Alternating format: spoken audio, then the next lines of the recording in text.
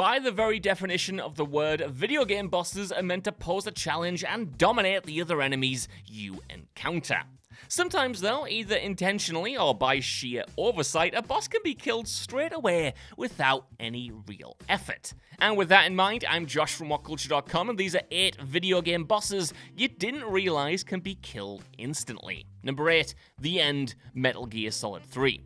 Let's start with a classic. The typical fight with the End in MGS3 is a battle of wills, requiring you to follow the old geezer's tracks while simultaneously covering your own. He's a master sniper, and tracking him without getting shot yourself can be a laborious task, but there are alternative methods of dealing with him. You can use the crocodile cap to fool him into leaving you alone, wait 2 weeks in real time to make him die of old age, and if you're in a real hurry, there's a third option that might be the best to take. That's because there's a way to kill the End early on, before you even get to his boss battle, in fact. That's because when the old man is being escorted in his wheelchair inside an enemy base, you can actually use your sniper rifle to shoot him in the head. This kills the End immediately and replaces his boss fight with an ambush of Ocelot's elite snipers. Just be careful though, as shooting the End early will cause his wheelchair to explode as well, which hurls a lethally fast wheel right towards your face.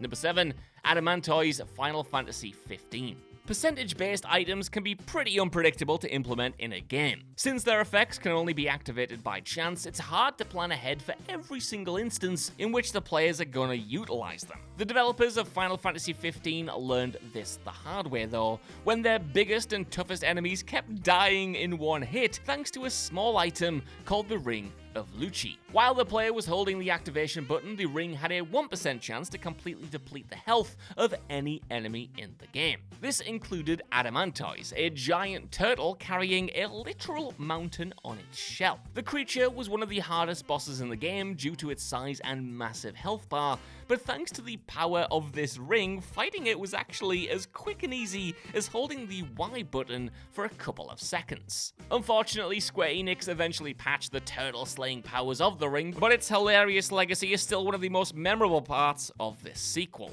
Number 6, Glass Joe Punch-Out.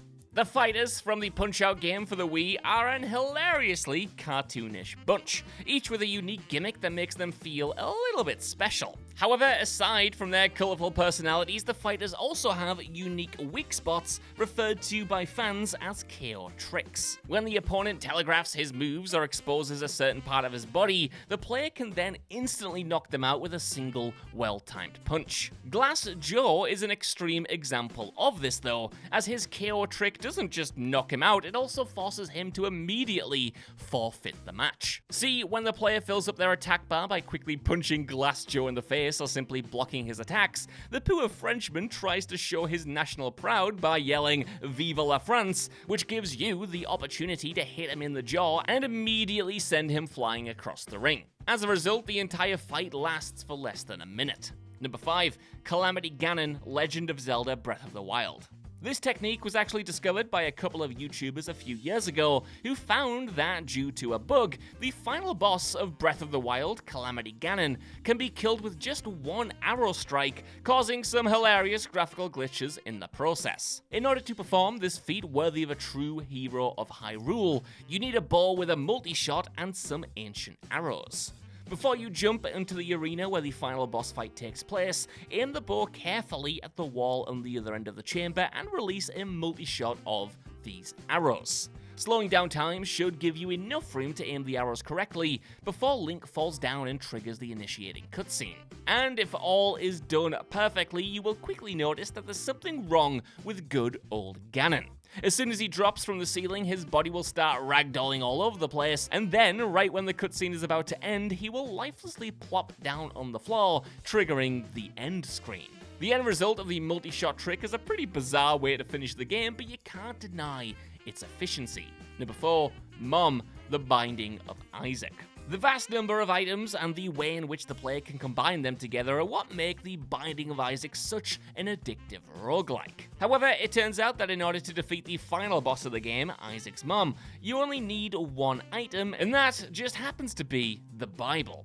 Generally speaking, the Bible is a pretty decent item to use in most of your runs. It allows you to fly in rooms, plus it's also part of 2 transformation sets.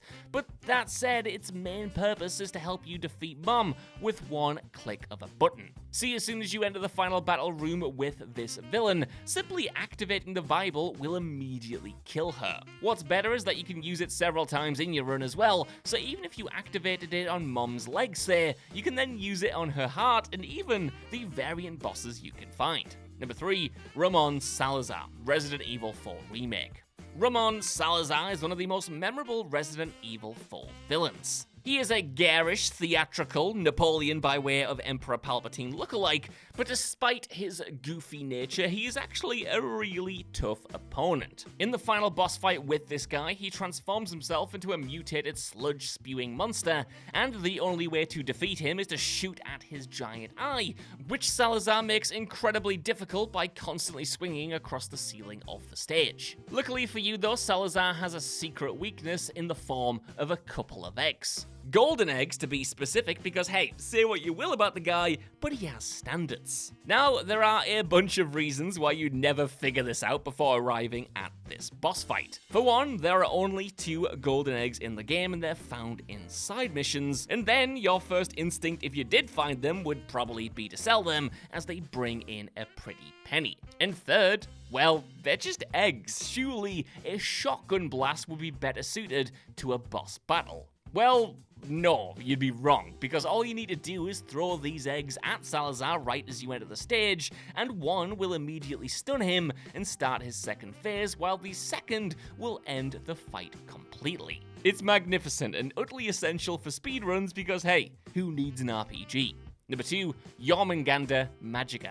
Magicka is a 2011 game about eccentric wizards creating powerful spell combos that spawn earthquakes, meteor showers, and even giant death lasers that pulverize anything in their path. With a premise like this, it's pretty obvious that the player will have a lot of freedom when it comes to how they want to deal, and sometimes this freedom can yield pretty surprising and hilarious effects. At one point in the game, the player stumbles upon the Norse snake deity Jormungandr.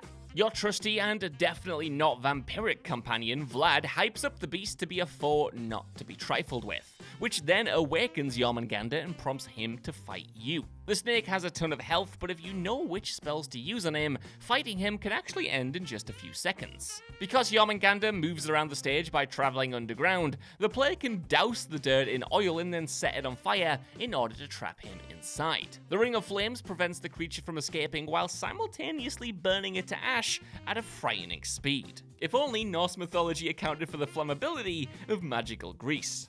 Number 1, Pontiff Sulyvahn, Dark Souls 3. Pontiff Sulyvahn is, both lore-wise and gameplay-wise, one of the most powerful beings in Dark Souls 3. The fight with him takes a considerable amount of skill and likely a lot of rage quits before you actually manage to defeat him. He moves around the stage a lot, and just one chain attack of his is capable of killing your character instantly. Thankfully though, some Dark Souls players have found a way to give Ponty a taste of his own medicine. Though he has an intimidating amount of combos that hit with an equal amount of speed, and it can be difficult to get in hits of your own, you can technically take down his entire health bar in just one strike. It might sound easier said than done admittedly, but this is exactly what the Dark Souls community discovered. As fans found out and was quickly spread around the Dark Souls 3 subreddit, using a combination of buffs from Yhorm's Great Machete, the Sunlight Sword, the Dragon Torso, the Red Tearstone Ring, and the Morian Blade,